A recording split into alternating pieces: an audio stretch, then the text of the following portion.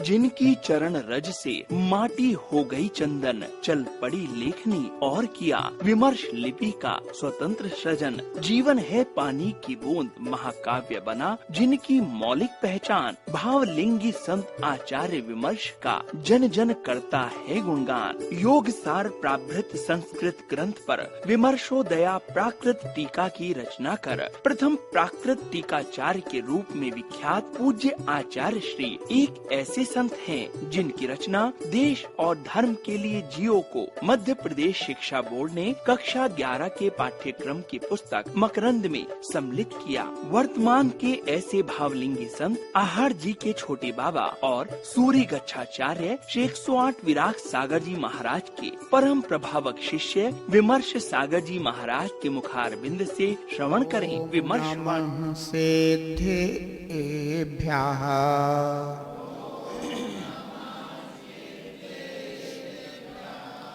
ॐ नमः सिद्धेभ्यः।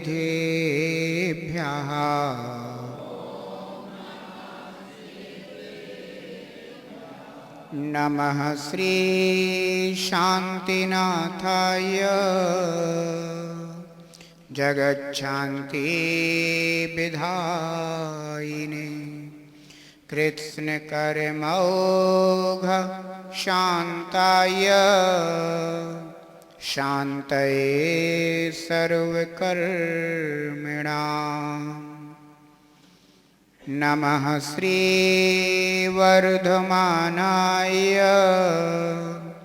निर्धूतकलिलात्मने सालोकानां त्रिलोकानां यद्विद्या दर्पणायते। गुरवः पान्तु नो नित्यं ज्ञानदर्शननायिका चारित्रार्णव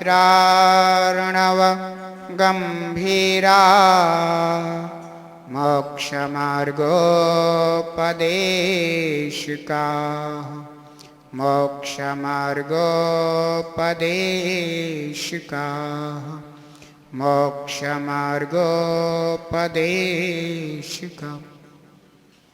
एक त्रिराट श्री आदिनाथ भगवान की, एक त्रिराट श्री चंद्रप्रभ भगवान की, एक त्रिराट श्री शांतिनाथ भगवान की, एक त्रिराट श्री पार्श्वनाथ भगवान की, एक त्रिराट श्री महावीर भगवान की, परम पुण्य आचार्य भवन श्री समंतभद्र स्वामी की, परम पुण्य आचार्य श्री पूज्यपाद स्वामी की, परम पुण्य सूर्य गच्छाचार्य गुरुदेव श्री अक्षर विराग सागर जी महाराज की, अहिंसामयी विश्व धर्म की।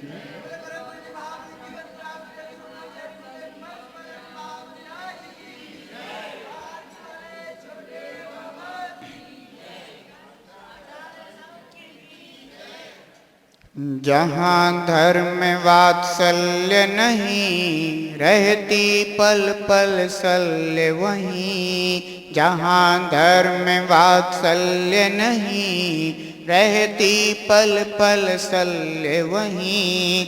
हृदय धर्म वात्सल्य रहे रहे न मन में शल्य वहीं। हृदय धर्म वात्सल्य रहे रहती मन में शल्य नहीं। आकाश जैसा हो आकाश जैसा ये धर्म बनाए रे। जीवन है पानी की बूंद कब मिट जाए रे। जीवन है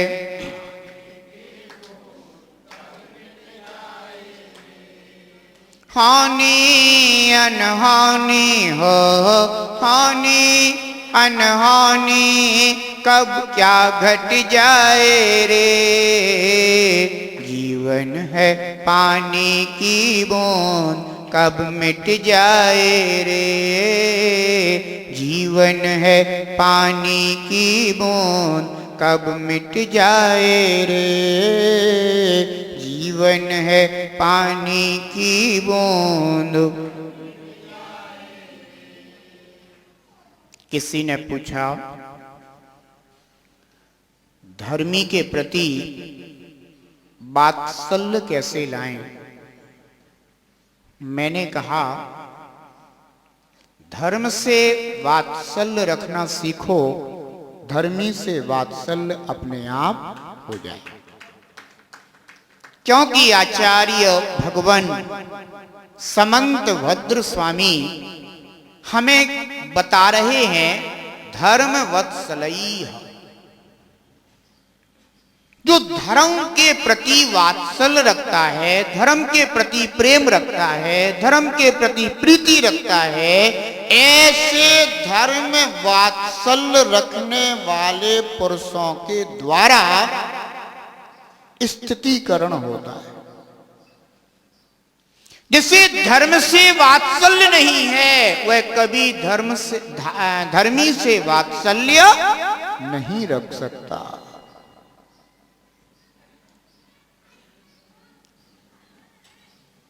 विचार करना, हमें धर्म से प्रीति कितनी है?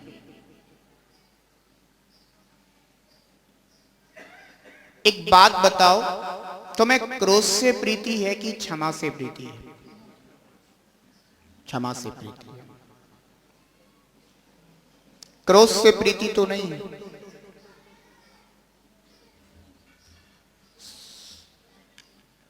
एक हमारा ऐसा स्वभाव है कि जिस जीव से प्रीति होती है, प्रेम होता है, वात्सल्य होता है, वह उसका सानिध्य पाकर के आनंदित होता है, खुश होता है, प्रसन्न होता है।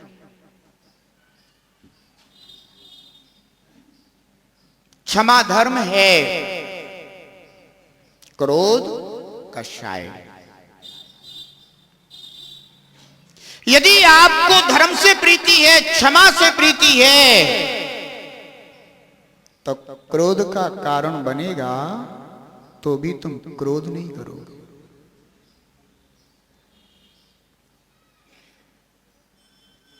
क्यों नहीं करोगे?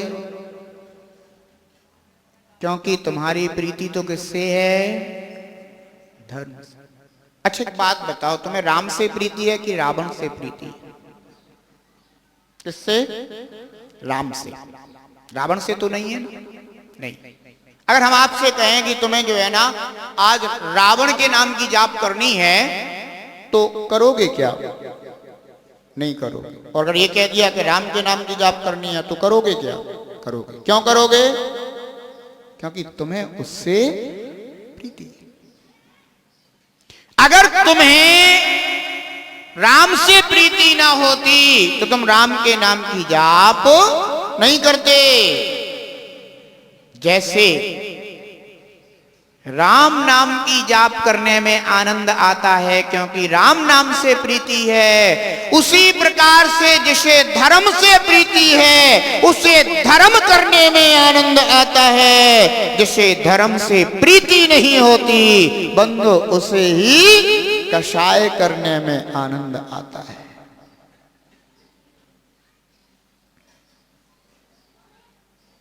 आचार्य भगवान कहते हैं धर्म वत्सल्य, धर्म के प्रति वात्सल्य रखो, धर्म से प्रीति रखो, प्रेम करो धर्म से।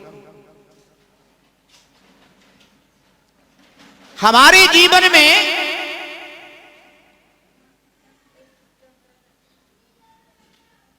धर्म की भूमिका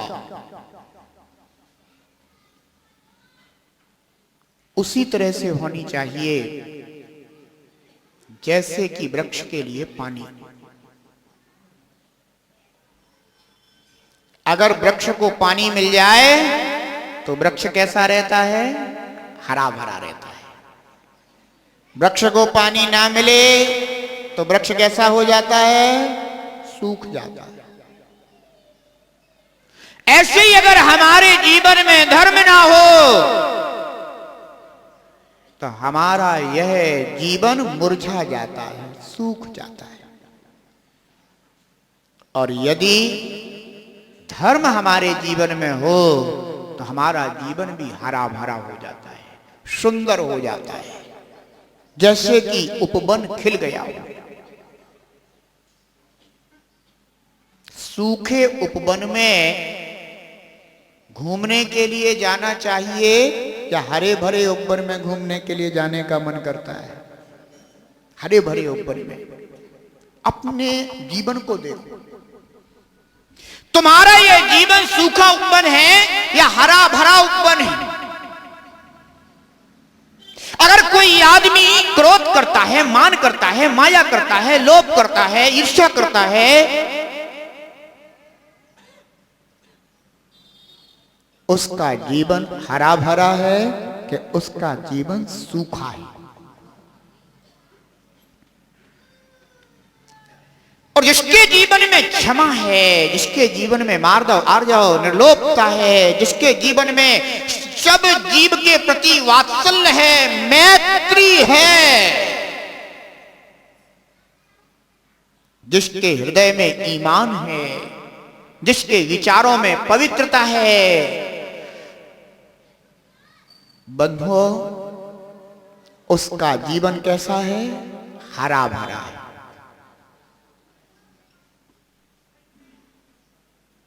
जो व्यक्ति सदाचारी है उसके पास लोग आते हैं, या जो व्यक्ति दुराचारी है उसके पास लोग जाते हैं? ध्यान रखना, क्योंकि उपवन हरा भरा है।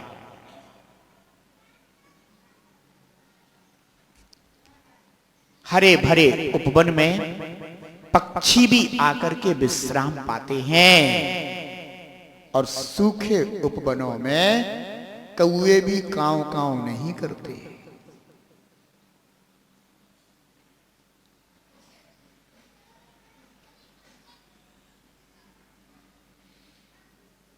आते हैं नए लोग, पुराने नहीं आते,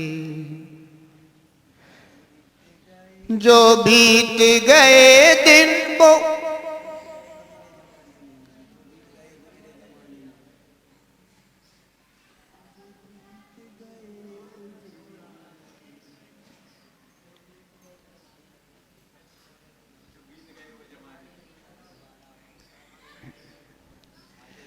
जो बीत गए हैं वो जमाने नहीं आते, आते हैं नए लोग, पुराने नहीं आते। कि लकड़ी के मकानों में चिरागों को न रखिए, चिरागों को न रखिए, अब आग पड़ोसी भी बुझाने नहीं आते। आते हैं नए लोग, पुराने नहीं आते। जो बीत गए हैं वो जमाने नहीं आते, जमाने नहीं आते।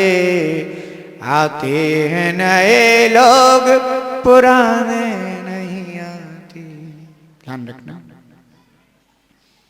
पर्याय के जितने क्षण बीत गए हैं अब वे कभी आने वाले नहीं हैं, लेकिन नई पर्यायें हमारे जीवन में प्रति समय आती रहती हैं। अगर आपके जीवन में धर्म है तो बंधुओं हर कोई तुम्हारे निकट आने की कोशिश करेगा, चहकेगा, प्रफुल्लित होगा, आनंदित होगा, खुश होगा। और यदि तुम्हारे जीवन में धर्म नहीं है तो ध्यान रखना, अपने भी तुम्हारा साथ छोड़ देंगे।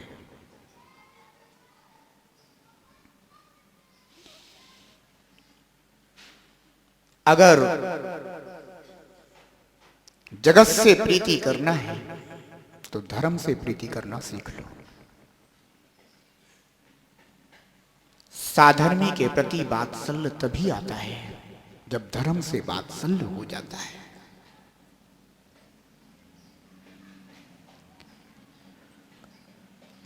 कूप के पास वही जाते हैं जिन्हें जल की शीतलता से प्रेम होता है। जिन्हें जल की शीतलता से प्रेम ना हो वे मदिरा ले जा सकते हैं, लेकिन जलाशय में नहीं जा सकते। कुछ ऐसे लोग होते हैं जो सुबह का कुल्ला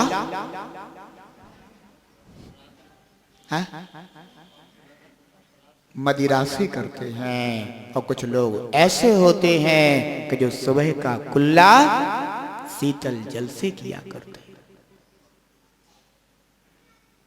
जो शीतल जल से कुल्ला करने वाले हैं वो धर्मात्मा हैं जिन्हें इस बात का बोध है कि मुझे मंदिर जाना है, और मंदिर जाना है तो मुझे कुल्ला करके जाना चाहिए। और कुछ ऐसे लोग हैं कि जिन्हें मंदिर से प्रेम नहीं है, मदिरा से प्रेम है।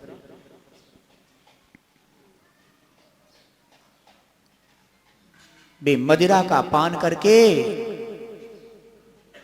न जाने कहां पड़े रहते हैं।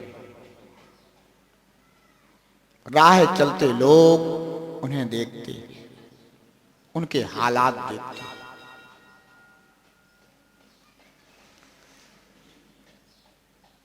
उन्हें घृणा मिलती है, प्रेम नहीं मिलता। अशांति मिलती है, शांति नहीं मिलती। ध्यान रखना, हमारे अंदर जितने भी ये क्रोध मान माया लोभ के परिणाम हैं, ये कभी प्रेम नहीं दिलाते, घृणा दिलाते।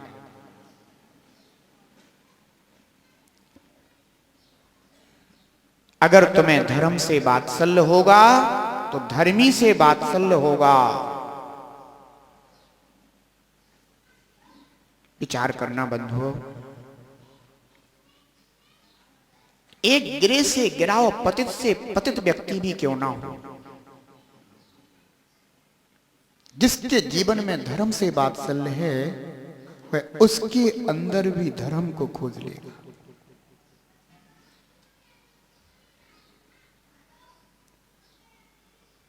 रावण से द्वेष मत करो, रावण द्वेष करने लायक नहीं है। रावण ने जो कर्म किया था उस कर्म से द्वेष करो। मैं इसे नहीं अपनाऊंगा।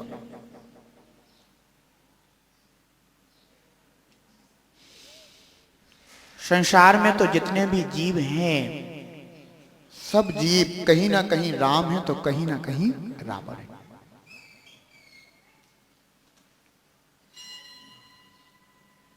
ऐसा कौन सा जीव है जो राम ही राम हो गया?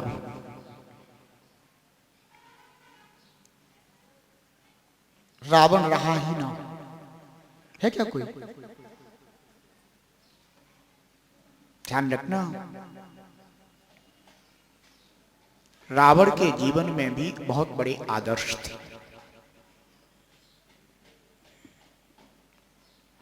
लेकिन कुछ कर्म ऐसे होते हैं कि जो कर्म लोक में पहचान बन जाता है। किसी की पहचान अच्छे कर्मों से होती है और किसी की पहचान बुरे कर्मों से होती है।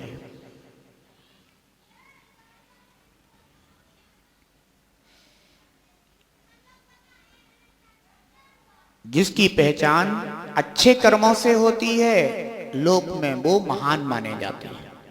जिसकी पहचान बुरे कर्मों से होती है लोक में वे निंदा के पात्र बन जाते हैं। लेकिन मुझे सिर्फ इतना बता दो कि तुम राम हो कि रावण हो? कौन हो तुम? तुम राम हो कि रावण हो, कि राम और रावण का मिला जुला रूप हो? कौन हो तुम?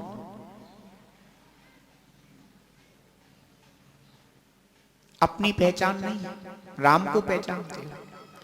अपनी पहचान नहीं है, रावण को पहचानते।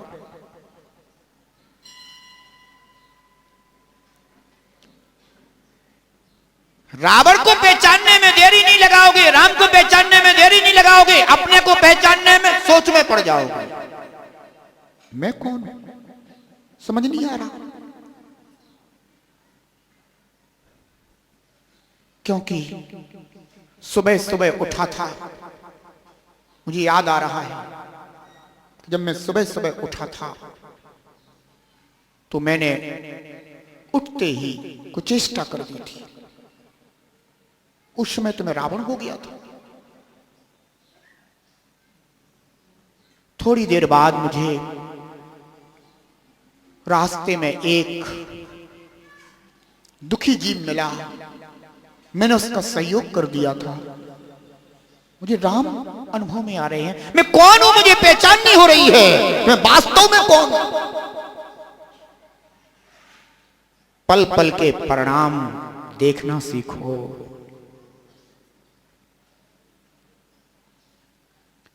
एक पल में राम हो जाते हो, दूसरे पल में रावण हो जाते हो, तीसरे पल में विभीषण हो जाते हो, चौथे पल में हनुमान हो जाते हो, पांचवें पल में शूर्पणखा हो जाती हो, छठवें पल में मंदोदरी हो जाती हो।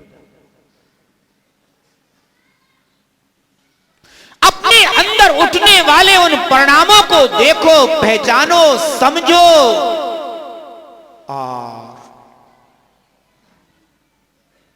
किससे वात्सल्य करना है और किससे दूर हटना है, बस अपने अंदर यह घटना घटित होने दो।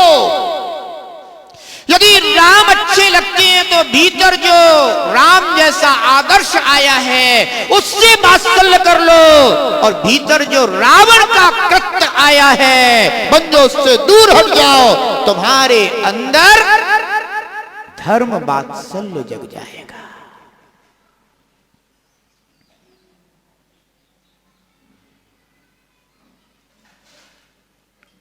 लेकिन कहीं ऐसा ना हो कि दूसरे तो हमें रावण दिखाई दे और अपन तो पूर्ण मर्यादा पुरुषोत्तम राम।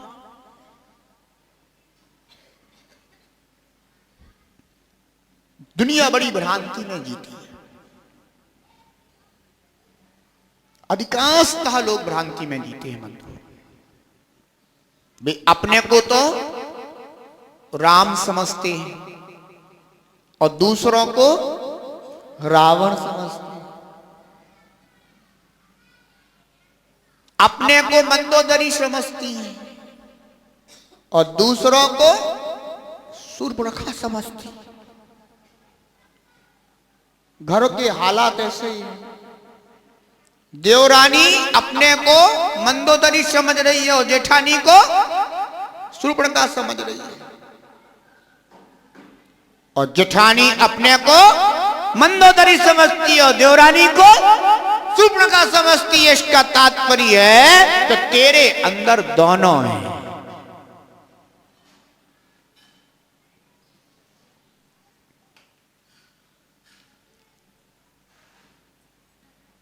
विचार करना, जब हमारे अंदर धर्म का वात्सल्य होगा तो हमें दूसरे के अंदर का भी वही धर्म दिखाई देने लग जाएगा।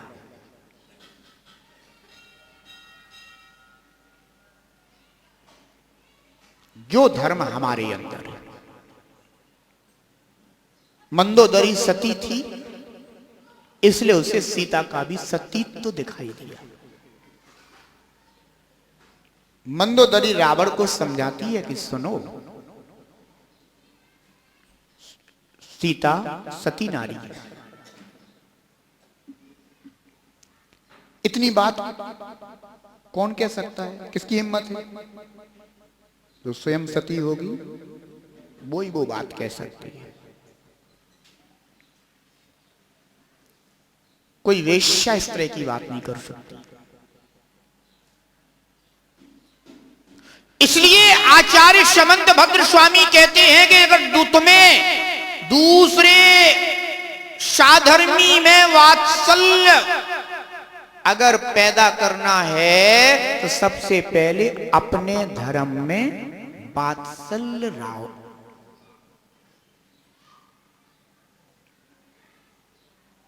जो अपने दर्शन ज्ञान चारित्र के प्रति वात्सल्य से भरा होगा, बंदों से दूसरों के अंदर भी दर्शन ज्ञान चारित्र दिखाई देगा और उसके प्रति वह सहज रूप से ही वात्सल्य रखेगा।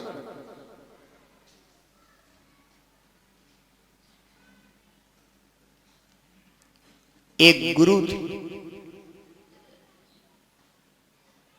और उनके अनेकों शिष्य थे। सबके हृदय एक जैसे नहीं होते। योग के शिष्यों के बीच में भी उनका एक ऐसा शिष्य था जो हमेशा छल कपट मायाचार इसमें निष्णात था। सद्गुरु हमेशा सद्बोध देते थे, लेकिन उसे हमेशा विपरीत ही बोध प्राप्त होता था। वो कई बार गुरु को उलाहना भी दे दे। गुरु से समझाते कि देख बेटा, जीवन को इस तरह से जीना चाहिए, अपने अंदर सद्गुण होने चाहिए। दुर्गुणों से जीवन बिगड़ जाता है, विनष्ट हो जाता है। सद्गुणों से जीवन में बहार आ जाती है। लेकिन कहते हैं ना कि जिनकी होनहारी अच्छी नहीं होती, उन्हें कोई कितने भी महान गुरु क्यों ना मिल जाए, लेकिन वो उनसे महानता ग्रहण नहीं कर पाती। मारीच को प्रथम तीर्थेश आदिनाथ भगवान मिल गए और उसी कुल वंश का अंश था वो।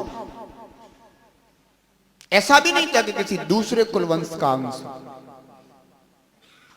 लेकिन उस जीव की होनहार इतनी खराब थी कि साक्षात तीर्थेश जैसे परम गुरु प्राप्त होने के बाद भी वह अपनी दुर्गुण वृत्ति को नहीं त्याग पाया। तो अपनी दुर्गुणता को नहीं त्याग पाया तो बिगाड़ किसका हुआ? मारीच का बिगाड़ हुआ कि आदिनाथ का बिगाड़ हुआ? ध्यान रखना, गुरु का बिगाड़ नहीं हो सकता। जो दुर्गुण रखेगा बुरा तो उसी का होगा। सद्गुरु ने उसे बहुत समझाया, अनेक प्रकार की उत्तम से उत्तम, श्रेष्ठ से श्रेष्ठ शिक्षाएं दी। एक दिन वह अभिमान में आता हुआ जैसे मारीची समोसरण से बाहर निकल गया, उसी प्रकार से वह शिष्य भी गुरु के पादमूल से बाहर चला गया।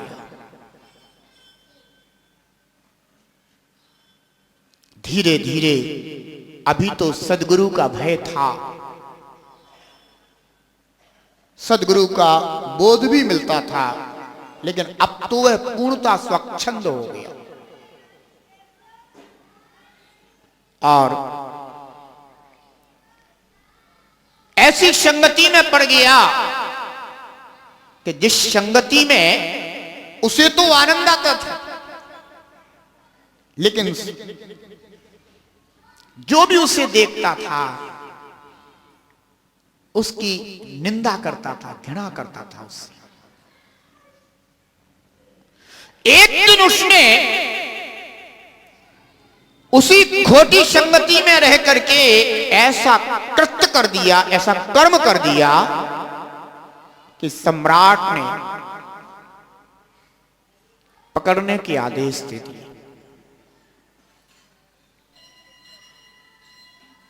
वह शिष्य भी अपने मित्रों के साथ पकड़ा गया और एक एक करके सबके लिए दंड सुनाना प्रारंभ किया गया। सर्वप्रथम शिष्य को ही दंड सुनाया गया कि इसे चौराहे पर फांसी दे दी जाए। शिष्य को फांसी दी जा रही है, पूरा नगर उमड़ा हुआ है देखने के लिए। क्या देखने? कि जो जैसा कर्म करता है उसे वैसा फल भोगना ही पड़ता है। योग संयोग की बात थी। उसी राह से उसके जो गुरु थे पूर्व के, वे गुरु उसी राह से अपने शिष्यों के साथ निकले। तो उन्होंने देखा कि यहां पर किस बात की ये भीड़ लगी हुई है।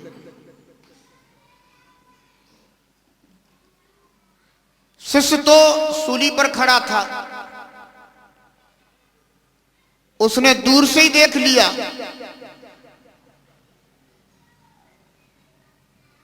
कि हमारे गुरु अपने शिष्यों के साथ आ रहे हैं। तो बंधुओं,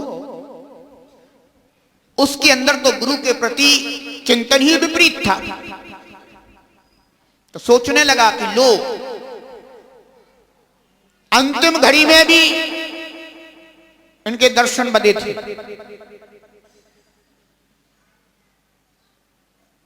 अब ये यहां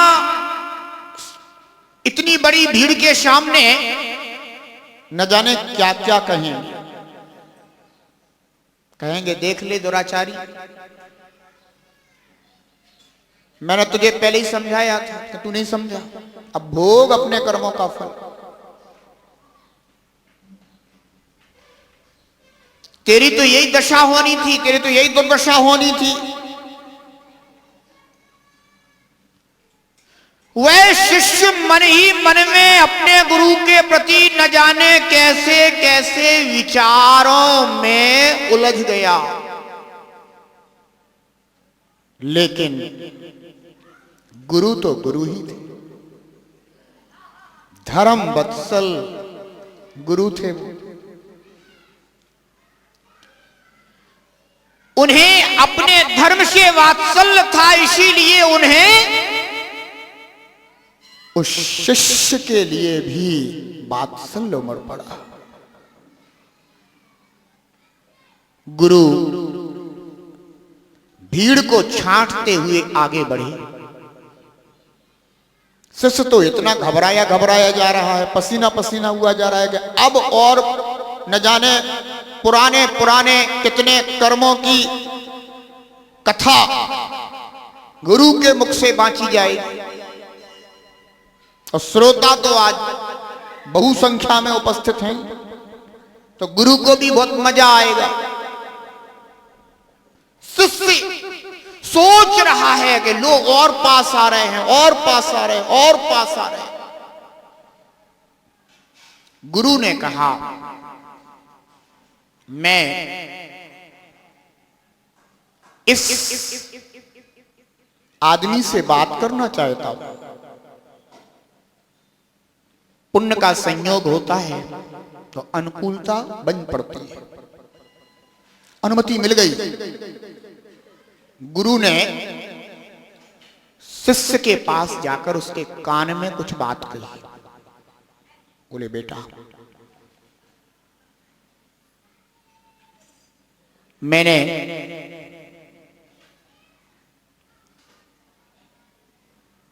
तुझे जो भी शिक्षाएं दी हैं, तू उन शिक्षाओं को स्मरण कर। ये तन, ये जीवन, ये तो नश्वर ही है बेटा। कब कौन किस निमित्त से इस देह का परित्याग करेगा पता नहीं है। भले ही तेरी ये देह परित्याग होती हो तो हो जाए बेटा, लेकिन अब भी समय है। तू मेरे द्वारा दी हुई उन धर्म की शिक्षाओं का स्मरण कर, तेरा जीवन अब भी सफल हो सकता है बेटा। शिष्य ने ये कल्पना भी ना करी थी कि गुरु मुझे इस तरह से धर्म की स्मृतियां कराएंगे। गुरु हमें धर्म का स्मरण करा करके इस घड़ी में भी मेरे कल्याण के लिए खड़े हो जाएंगे, ये तो शिष्य ने सोचा भी नहीं था। वो तो यही सोच रहा था कि देंगे मुझे गालियां, कहेंगे मुझसे अपशब्द, लेकिन ये तो बिल्कुल मेरे चिंतन से ही विपरीत गुरु का आदर्श दिखाई दे रहा है। वह शिष्य आंखों से झरझर आंसू बहाने लगा और कहता है, गुरुदेव जब मैं आपके निकट था तब भी मेरी बुद्धि विपरीत थी, और आज भी आपका दर्शन किया तो भी मेरी बुद्धि विपरीत रही, लेकिन आपके वचनों ने मुझे संभाल लिया है। मैं जिस दर्शन से, जिस चारित्र से गिर गया था गुरुदेव, आपने धर्म वात्सल्य के द्वारा, साधर्मी वात्सल्य के द्वारा मुझे पुनः उसी दर्शन और उसी चारित्र में स्थित कर दिया है गुरुदेव। मेरा जीवन सफल हो गया। भले ये प्राण जाते सो चले जाएं, लेकिन मैं जानता हूं कि अब मेरी आत्मा में धर्म पैदा हो गया है। मेरा प्राणांत नहीं हो सकता, क्योंकि मेरे पास धर्म है, धर्म है, धर्म है। बंधुओं, ये ध्यान रखना, जो अपने धर्म से वात्सल्य रखता है वह पतित से पतित और गिरे हुए से गिरे हुए व्यक्ति के अंदर भी बंधुओं उस धर्म को देख लेता है। ध्यान रखना बंधुओं, मैंने एक दिन कहा था कि नाली का कीचड़ धोने वाले उसमें से भी श्रेष्ठ धातु को निकाल लेते हैं, जबकि बहुलता किसकी है? कीचड़ की बहुलता है या उत्तम धातु के कणों की बहुलता है? अगर अपने अंदर धर्म वात्सल्य है तो बंधु इस दुनिया में जहां जहां तक, दूर दूर तक, जितनी जितनी दूर तक दृष्टि जाएगी बंधुओं, धर्मात्मा ही धर्मात्मा नजर आएंगे। और यदि अपने अंदर धर्म वात्सल्य नहीं है तो दूर की बात तो दूर छोड़ दीजिएगा, अपने निकट रहने वाले धर्मात्मा में भी खोट नजर आएगी। क्यों आई खोट नजर? क्योंकि वात्सल्य धर्म से नहीं है, वात्सल्य तो खोट से है। प्रीति धर्म से नहीं है, प्रीति तो बुराइयों से है। इसलिए बंधुओं, आचार्य समंत भद्र स्वामी कहते हैं कि यदि कोई दर्शन से यानी सम्यक दर्शन से, चारित्र से यानी सम्यक चारित्र से पतित हो रहा हो, तो जो धर्म में वात्सल्य करने वाले हैं, रखने वाले हैं, वे ही स्तुतिकरण अंग करें का पालन करें, क्योंकि हर कोई दूसरे को संभालने में समर्थ नहीं। बंधुओं, मैं बताऊं, कुछ लोग ऐसे होते हैं जो धर्म वात्सल्य से रहे थे, लेकिन कभी कभी आगे बढ़ते हैं। मान लीजिए कोई व्यक्ति गुटखा खाता और एक व्यक्ति गया उनको समझाने, देख भाई गुटखा नहीं खाना चाहिए, गुटखा खाने से कैंसर हो जाता है, मुंह का कैंसर हो जाता है, फिर तेरा धीरे धीरे धीरे धीरे, अभी तो तू गुटखा खाता जाएगा, लेकिन तेरे जो मुख के आसपास की नसें हैं ये धीरे धीरे से सिकुड़ती चली जाएंगी, और इतनी सिकुड़ जाएंगी, इतनी सिकुड़ जाएंगी कि फिर तू अपना मुंह भी खोलने में समर्थ नहीं रहेगा, भोजन पान करने में भी असमर्थ हो जाएगा, और फिर उसी स्थान पर रोग प्रतिरोधक क्षमता समाप्त हो जाएगी, कैंसर जैसा रोग पैदा हो जाएगा, समाधान नहीं मिलेगा, तेरा जीवन खतरे में पड़ जाएगा। इसलिए देख भाई मेरी बात मान, तू गुटखा खाना छोड़ दे। अब मान लो उसने तो नहीं छोड़ा और उसने उसे और उल्टा समझा दिया। एक शराबी था, शराब में चूर लेता था। हर आदमी के अपने अपने चिंतन होते हैं। घर के लोग परेशान हैरान, क्या करें, कैसे समझाएं इसको। सब प्रकार से समझा लिया तो एक संत महात्मा जी आए, उनके पास ले गए। संत महात्मा जी ने उसे बहुत संबोधित किया, लेकिन वो तो आदत से लाचार था। तो एक प्रसिद्ध डॉक्टर का पता चला, शराब की आदत छुड़वा देते हैं, वहां ले जाया गया। जब वहां डॉक्टर के सामने खड़ा किया गया तो डॉक्टर ने उससे कहा, देख भाई तू शराब पीता है ना, शराब पीने के कितने बड़े खतरे। खतरा भाई, क्या खतरा है उसका, देख कहां है तेरी बोतल। बोली बोतल तो मैं साथ में लेके चलता हूं। जैसे जैन मुनि पिच्छी साथ में लेकर के चलते हैं, ऐसे मैं भी अपनी बोतल अपने साथ में लेके चलता हूं। जैसे जैन मुनि बिना पिच्छी के कभी कदम आगे नहीं रखते, मैं भी नियम का पक्का बोतल के बिना कभी आगे नहीं बढ़ता।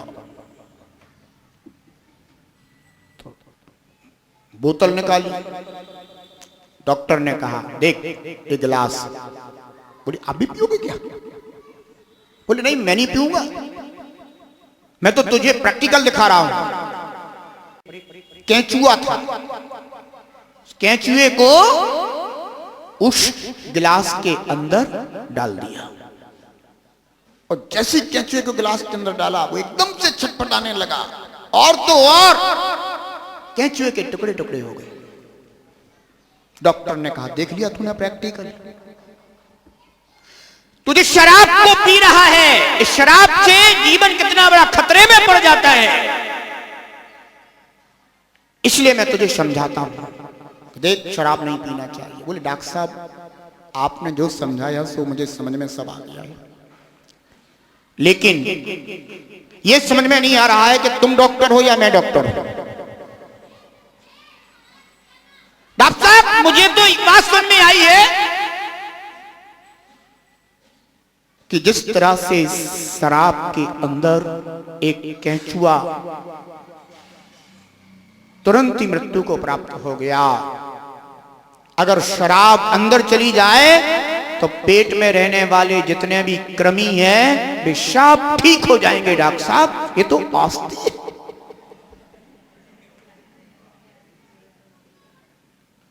ध्यान रखना बंधुओं,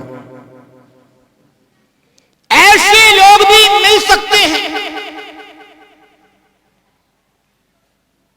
और यदि समझाने वाला धर्म वात्सल्य से रहित हो तो बाद में क्या कहता हुआ मिलेगा, कैसा आदमी था, इतना समझाया लेकिन कुछ भी समझ नहीं आया, बहुत मूर्ख है, फलाना है, ढिकाना है, न जाने कितनी बातें करेगा।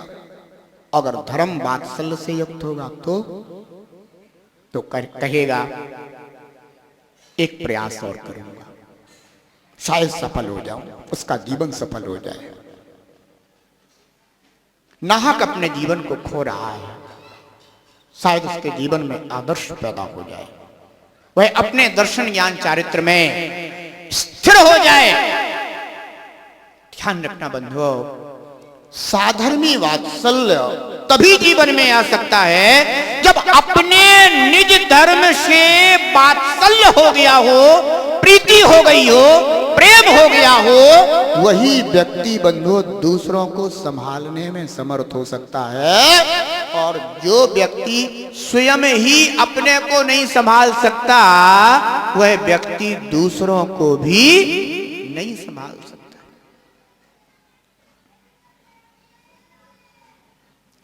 अकबर ने अपने दरबारियों से पूछा कि एक बात बताओ, मेरी दाढ़ी में आग लग जाए और तुम्हारी दाढ़ी में आग लग जाए तो किसकी दाढ़ी की आग पहले बुझाओगे? सारे के सारे दरबारी बोले कि आज बढ़िया रहा, पुरस्कार हमारे हाथ नहीं आएगा क्योंकि हम स्वामी भक्त थे। सारे दरबारी एक स्वर में बोले जहां पना, हम सबसे पहले आपकी दाढ़ी की आग बुझाएंगे। अकबर सुनता रहा, क्योंकि बीरबल आंख बंद करे बैठे थे। अकबर ने देखा कि सारे दरबारी एक स्वर में बोल गए और बीरबल फिर भी आंख बंद करे बैठे हैं। तो अकबर ने कहा कि तुम सबकी तो बात मैंने सुन ली, अब मैं बीरबल की बात को सुनना चाहता हूं। ये क्या कहते हैं? बीरबल तुम बताओ, तुम क्या करोगे? बीरबल ने कहा, राजन मैं तो सबसे पहले अपनी दाढ़ी की आग बुझाऊंगा। सारे दरवाजे ठाका मार के हंसने लगे, आज फंसा। अभी तक तो बहुत बच करके निकल रहा था, आज देखो इसकी स्वामी भक्ति सबके सामने उजागर हो गई। तो अकबर ने कहा, बीरबल तुम सबसे पहले अपनी दाढ़ी की आग बुझाओगे? बोले हाँ राजन, क्योंकि आग तो आग है राजन। एक तो आपकी दाढ़ी में वैसे ही आग लगी है और फिर हमारी दाढ़ी में भी आग लगी है, तो डबल हानि होगी कि लाभ होगा? इसलिए मैं पहले अपनी दाढ़ी की आग बुझा करके और फिर आपकी दाढ़ी की आग बुझाने में समर्थ हो सकूंगा।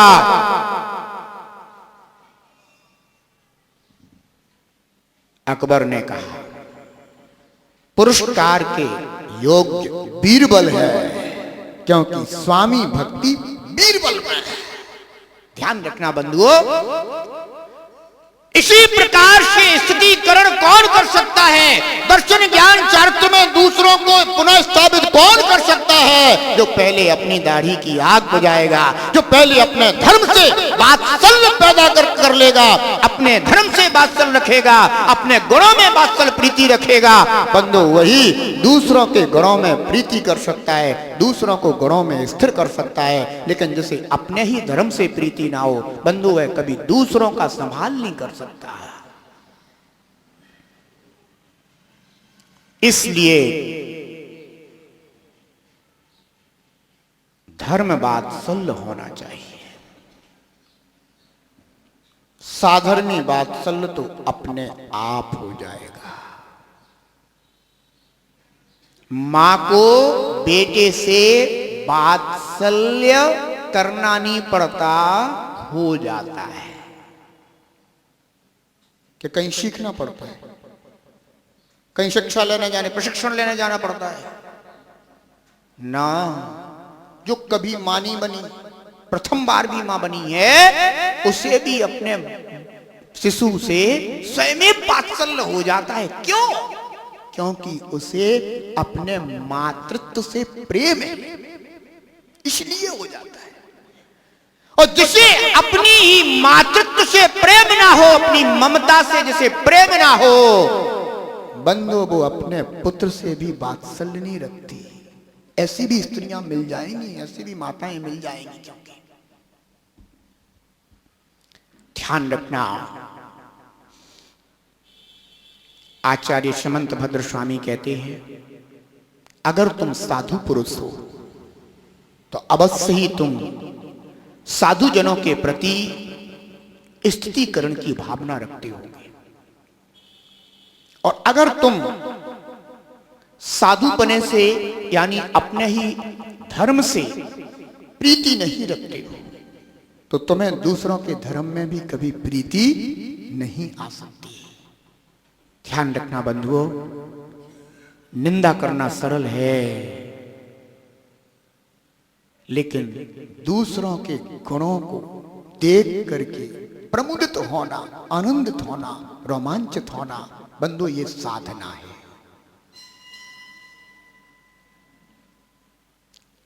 साधना हमारे जीवन का अंग बने, दूसरों के दोषों को निहारना और निहार करके अपने दोषों को दूर करना, ये भी साधना है। दूसरों में दोष दिख जाए तो तुरंत संकल्प कर लो कि इस दोष को मैं अपने अंदर नहीं पनपने दूंगा। वही दोष उसमें हो, वही दोष तुम में है, तो फिर अंतर क्या है? रावण में दोष कोसते हो और अपने अंदर भी वही दोष रखते हो, फिर भी कहते हो कि हम तो कौन हैं? राम भक्त, श्याम भक्त, महावीर भक्त। अरे राम भक्त हो तो भीतर कौन होगा? राम होंगे तभी तो तुम राम भक्त कहलाओगे, हैं? और अगर भीतर हो रावण और बाहर से हम राम भक्त आए, महावीर भक्त हैं हम, ना, तुम धोखेबाज हो। अपने से भी धोखा कर रहे हो और दूसरों को भी धोखा दे रहे हो तुम। ध्यान रखो, सम्यक दर्शन, सम्यक ज्ञान और सम्यक चारित्र, ये दुनिया की 3 महाशक्तियां हैं। इन 3 महाशक्तियों के माध्यम से ही बंधुओं जीव मोक्ष मार्ग की यात्रा कर पाता है। और जो 3 महाशक्तियां जिनके पास हैं बंधु, वही शक्तिशाली है। और जिसके पास इन 3 महाशक्तियों से बैर विरोध है बंधुओं, वे संसारी जीव हैं, दुखियारे हैं, कष्टों में जीने वाले हैं। इसलिए इन 3 महाशक्तियों की शरण लो। सम्यक दर्शन, सम्यक ज्ञान और सम्यक चारित्र। इन 3 महाशक्तियों के पुंज निर्ग्रंथ गुरु होते हैं।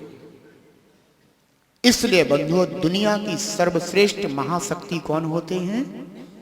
निर्ग्रंथ गुरु होते हैं, जो हर दुख संकट से उबार लेते हैं और तो और रत्नत्रय के माध्यम से एक दिन परमात्मा बना देते हैं, भगवान बना देते हैं। लेकिन मार्ग रत्नत्रय का ही है, अन्य कोई दूसरा मार्ग नहीं है। और यदि जीवन में कोई कर्म के उदय आ जाए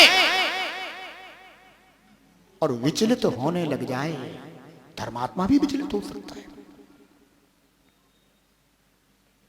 और अगर वह धर्म से विचलित होने लग जाए तो बंधुओं प्रेम से संभाल लेना, क्योंकि उस समय उसे वात्सल्य की जरूरत है, उस समय उसे प्रेम की जरूरत है। वह बिल्कुल अपने को अकेला और असहाय महसूस कर रहा है, इसीलिए तो वह धर्म से विचलित हो रहा है। ऐसे समय में गुरुजन जो स्वयं धर्म वात्सल्य रखने वाले हैं, कहते हैं आप चिंता ना करें, मैं तुम्हारे साथ हर समय हूं, हर पल हूं, हर घड़ी में तुम्हारा साथ दूंगा।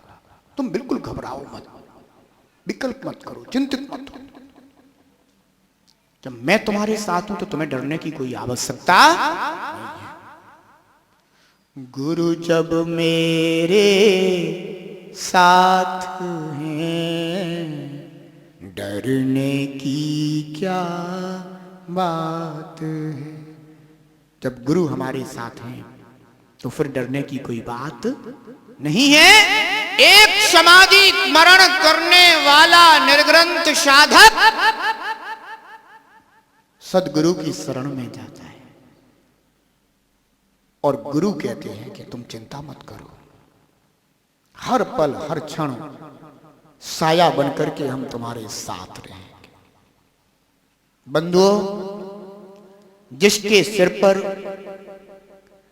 गुरु का हाथ, गुरु की छाया, गुरु का साया हो, बंधुओं, वह अवश्य ही भव सागर से पार हो जाता है। गुरु कहते हैं तुम चिंता मत करो, मैंने तुम्हें स्वीकार किया। अगर तुमने मुझे स्वीकार किया, क्या गुरु कहते हैं कि भो शिष्य, मैंने तुझे स्वीकार किया अगर तूने मुझे स्वीकार किया। बंधुओं, एक समय ऐसा था कि जब निर्ग्रंथ साधक धर्म साधना करते थे, तपो साधना करते थे और अपनी धर्म साधना करके अंत समय में अपने संग के व्यामोह से मुक्त हो जाते थे, अपने संग का मोह छोड़ देते थे। क्यों? क्योंकि जिस परिवार में तुम रहते हो ना, उस परिवार से थोड़ा राग भाव हो ही जाता है। अच्छा एक बात बताओ, तुम्हें अपने परिवार की चिंता ज्यादा रहती है कि पड़ोसी की चिंता ज्यादा रहती है? बोलो, है? परिवार की चिंता ज्यादा रहती है। लेकिन कुछ ऐसे भी लोग होते हैं कृष्णलेस्या वाले कि उन्हें अपने परिवार की चिंता नहीं रहती, पड़ोसी की ज्यादा रहती है। काहे के लिए? हित करने के लिए नहीं, हित करने के लिए। लेकिन बंधु, हित का भाव तो परिवार में ही ज्यादा होता है। तो अपने परिवार से राग हो जाता है। आचार्य परमेष्ठी होते हैं, शिष्यों के लिए बच्चों की तरह पालते हैं।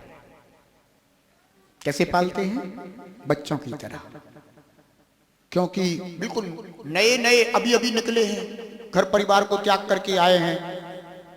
उन्हें घर परिवार में जो वात्सल्य मिलता था, उससे भी ज्यादा वात्सल्य गुरु देते हैं।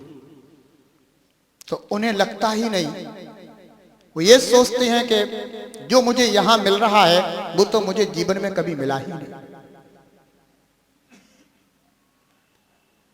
ऐसे शिशुओं की तरह, पुत्रों की तरह जिन्होंने अपने संग का पालन पोषण किया हो, तो बंधु अंत समय में उन्हें उनकी भी स्मृति हो सकती है।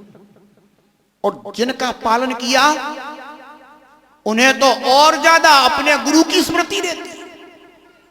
अब अंत समय में गुरु चिंतन कर रहे हैं, त्यागू आहार पानी, औषध विचार अवसर, टूटे नियम न कोई, दृढ़ता हृदय में लाऊं। और शिष्य का चिंतन कर रहे हैं, गुरुदेव बड़े हैं कष्ट, कोई औषधि का उपाय करो, किसी वैद्य को बुलाओ भैया।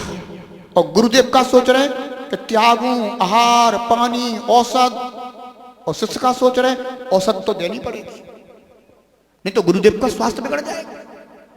बिना औषध दिए स्वास्थ्य कैसे ठीक हो जाएगा?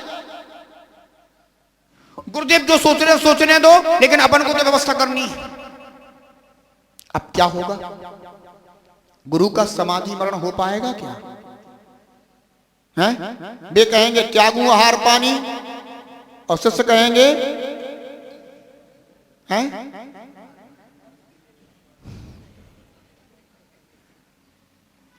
इसलिए बंधुओं, भगवती आराधना में कहा गया परगण में जाकर के समाधि मरण करना चाहिए।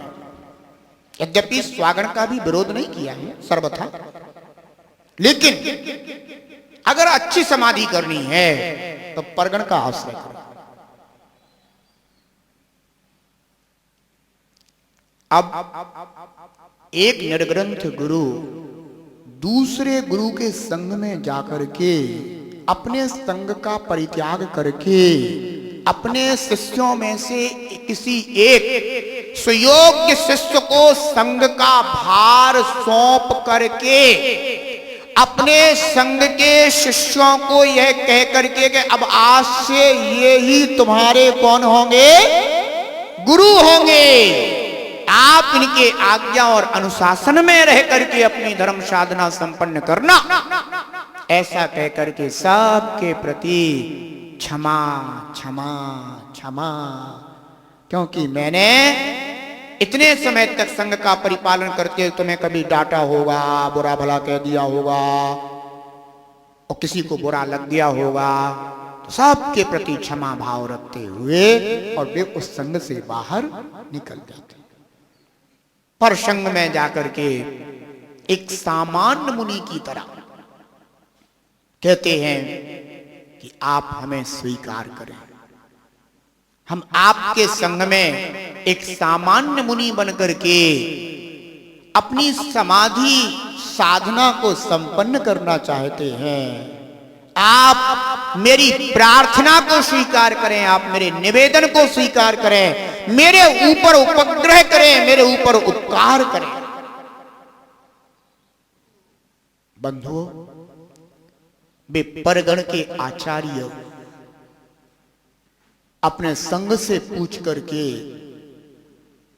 उन्हें स्वीकार करते, क्योंकि साधर्मी वात्सल्य है। इसलिए अगर साधर्मी वात्सल्य ना हो तो वे कहेंगे कौन तू बहुत बुराई करता था, बहुत निंदा करता था, अब मेरे पास आया, देख लूंगा तुझे, आजा। बंधु दोनों ओर बने साधना नहीं है।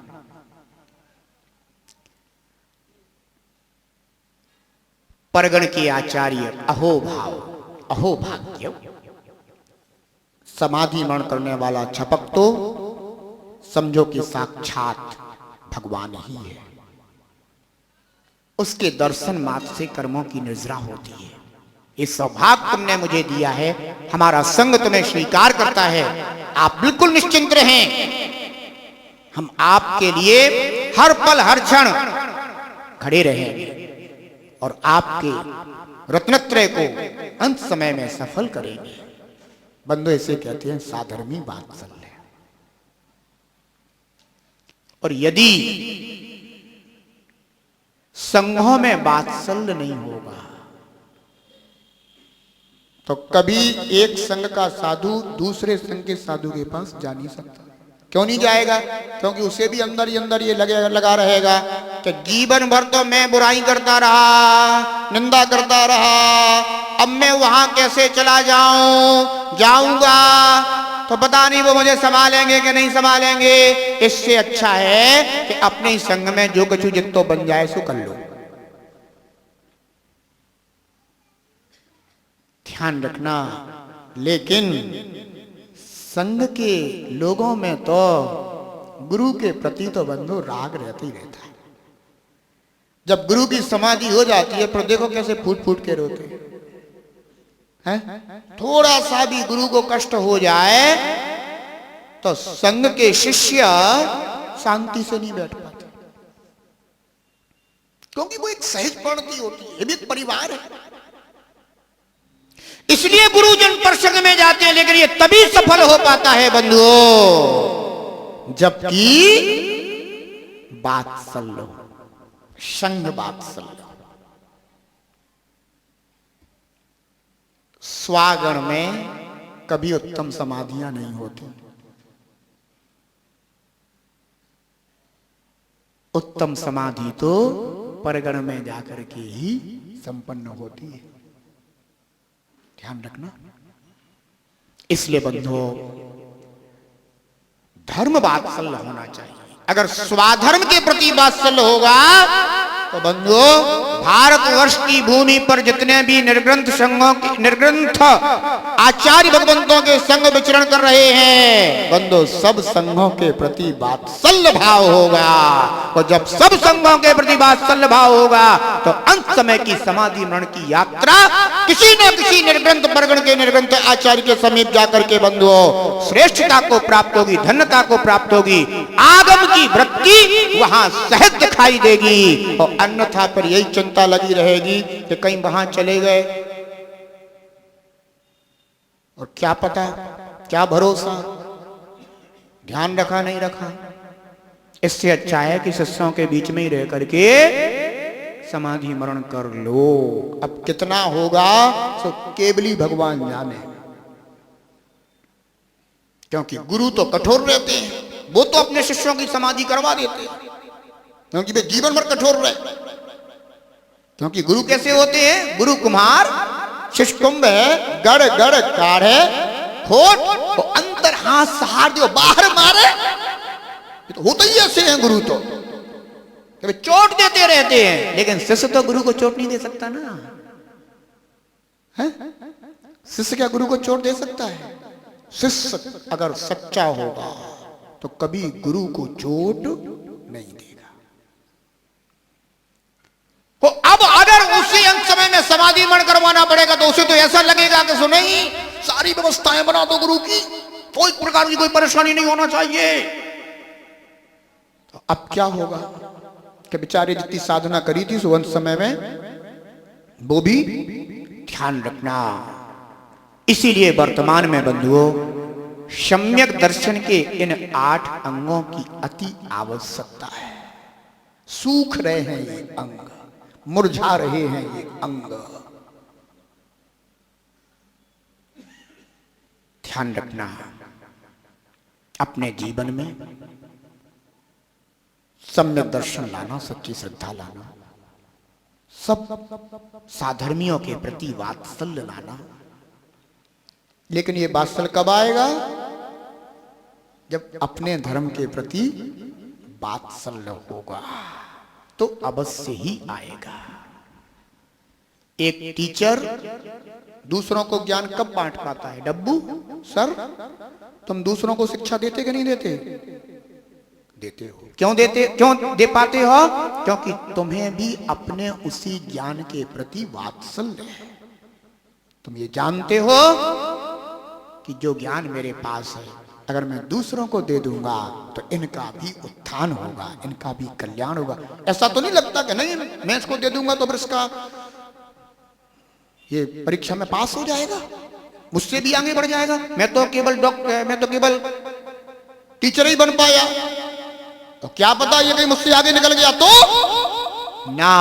बंधु, एक गुरु के अंदर कभी ये भाव नहीं आता है। वो हमेशा क्या सोचता है कि भले ही मैंने 10th क्लास में 75 प्राप्त किए हों लेकिन मेरा यह शिष्य 95 प्राप्त करे। बंदे उसके अंदर का वात्सल्य होता है, ये उसके अंदर की उच्च भावना होती है, श्रेष्ठ भावना होती है। उसे वो खुशी मिलती है जो अपने 75% को प्राप्त करके भी खुशी नहीं मिली होगी। बंधु, एक सच्चे गुरु को अपने शिष्य की ऐसी उन्नति को देख करके अपार प्रसन्नता होती है।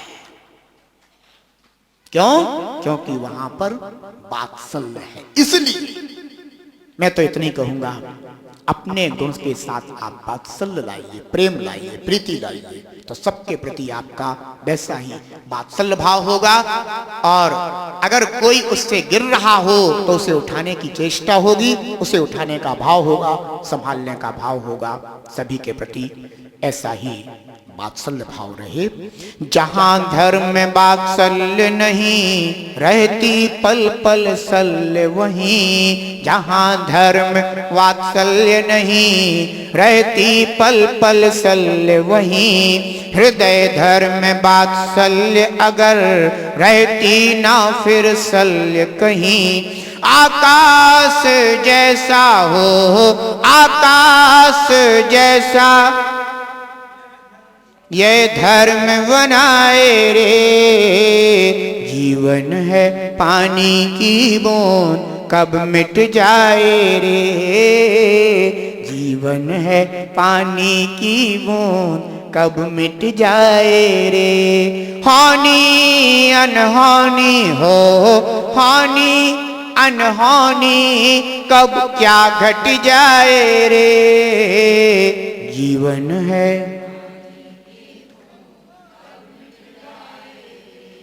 जय बोले खजराट श्री शांतिनाथ भगवान की। जा बाणी के ज्ञान ते सुजय लोकालोक, सो बाणी मस्तक धरो सदा दे तू लोक। हे जनबाणी भारती तो जपो दिन रैन, जो तेरा शरणाल है सो पावे सुख चैन। देव भजो अरिहंत को गुरु सेवा निर्ग्रंथ, दया धर्म पालो सदा यही मोक्ष का पंथ। 9 बार महामंत्र।